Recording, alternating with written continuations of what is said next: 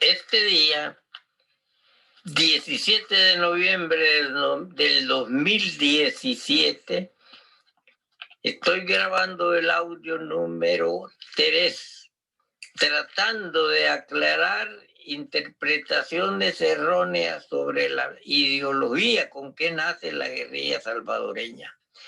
Los está saludando Salvador Duarte desde la capital de la República de El Salvador en Centroamérica.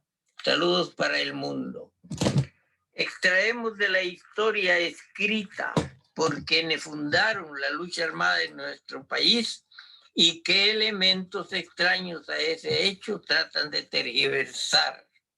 La verdadera historia del nacimiento de la lucha armada en El Salvador es el siguiente.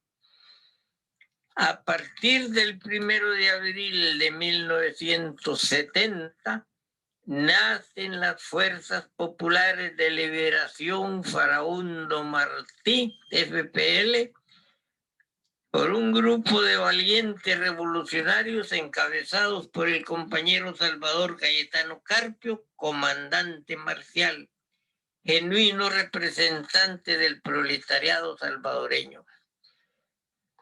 Deciden con los únicos recursos de sus fuerzas y sus facultades como revolucionarios emprender la difícil tarea de dotar al pueblo salvadoreño de una auténtica vanguardia marxista político-militar que lo conduzca en la lucha por la destrucción del capitalismo y la instauración del socialismo a través de una estrategia de guerra popular prolongada.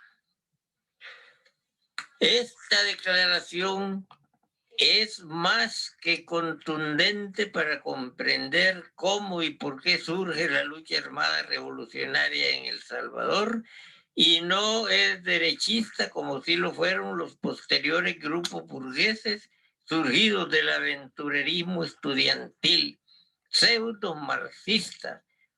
Gritaban en las montañas que eran marxistas. Echaron a perder un proceso auténticamente revolucionario del pueblo. Sobre esto, el comandante Marcial expresó lo siguiente. Los del ERP, dijo, indudablemente refiriéndose a su dirección, terminarán traicionando la revolución. Yo agrego, no solo los del ERP. La estrategia de las FPL no consistió en reformar la constitución burguesa, sino en derribar toda esa estructura que ha oprimido a los salvadoreños durante siglos.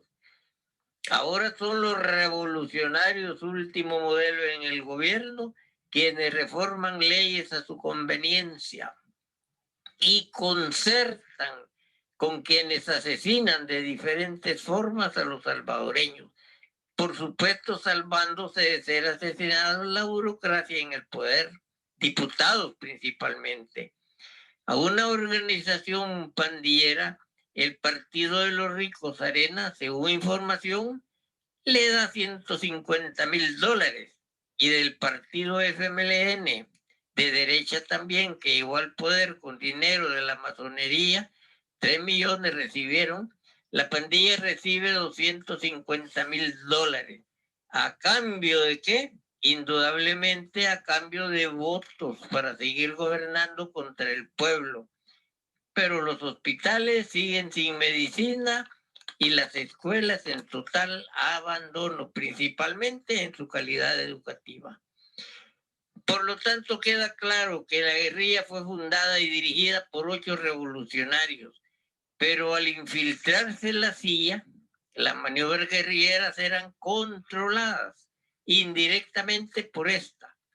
De ahí aquel señalamiento que indicaba que Joaquín Villalobos era el mejor estratega de la guerrilla, pero se ignoraba que visitaba la embajada estadounidense en horas nocturnas.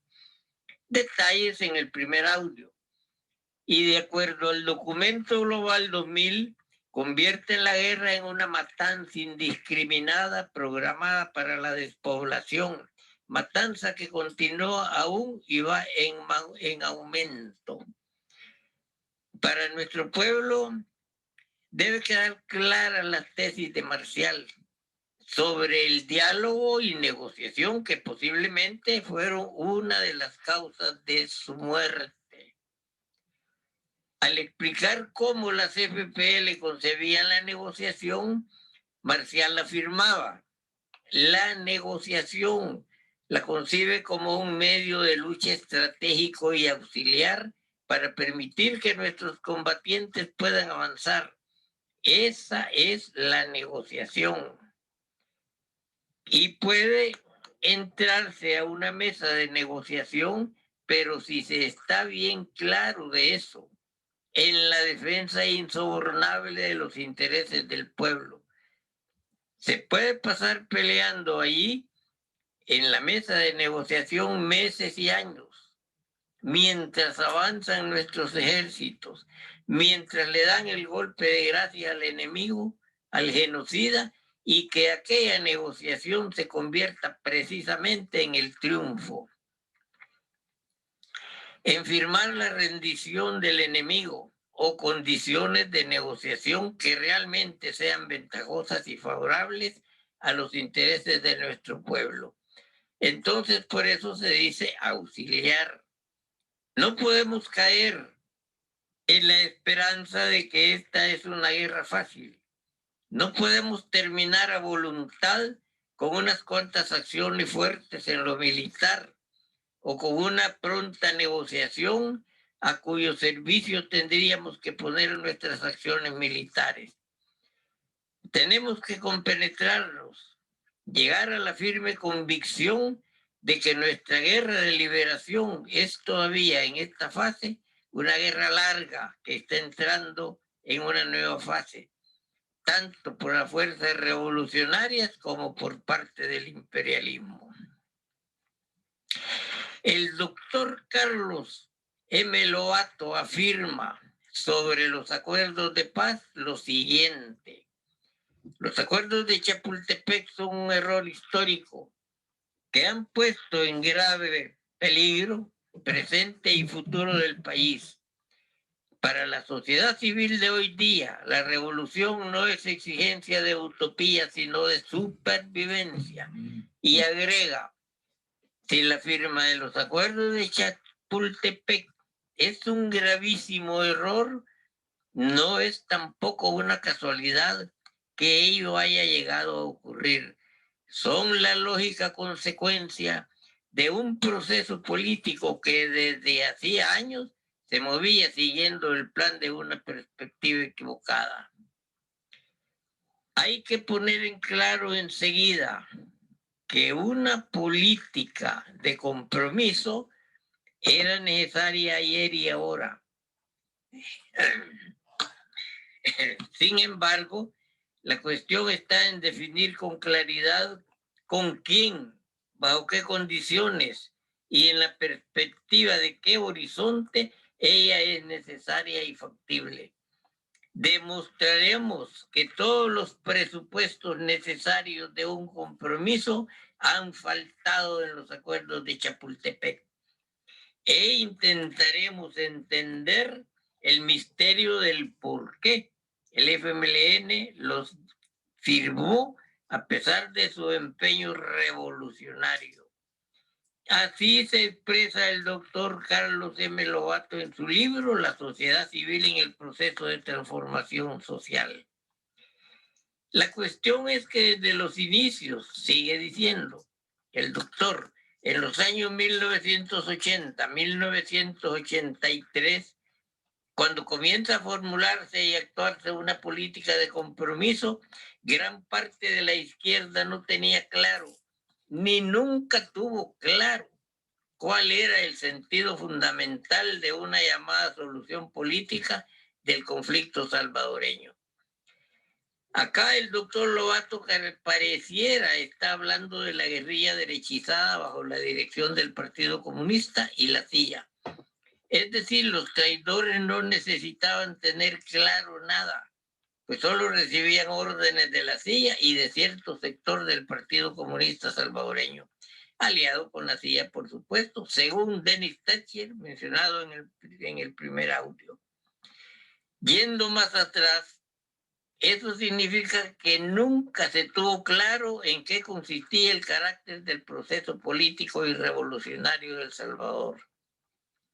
Sin embargo, no partiremos desde tan atrás y daremos por sentado el hecho que durante esos años se plantea a nivel de la cúpula dirigente del ex FMLN-FDR la cuestión de una salida negociada al conflicto en el país. El doctor Lobato afirma, los acuerdos de paz carecen de todo fundamento social, político o histórico que pueda justificarlos.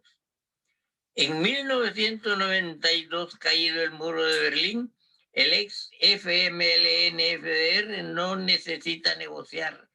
Al ex FMLN-FDR le faltó, al igual que un concepto claro de revolución, uno de compromiso, tener conciencia histórica de su propia propuesta de compromiso.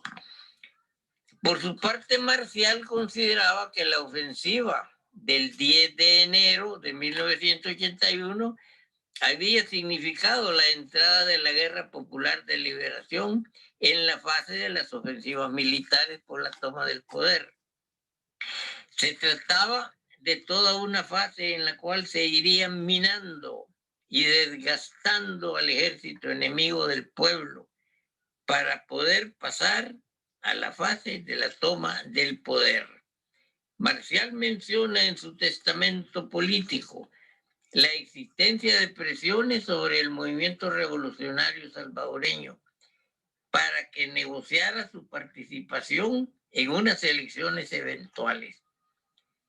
Si él no hubiese sido revolucionario, estuviese en el gobierno actual como un funcionario más dado a la corrupción, en tratos con pandillas, tráfico de drogas, de armas, lavado de dólares, permitiendo la evasión de impuestos, pero grabándoselos al pueblo y retirando subsidios.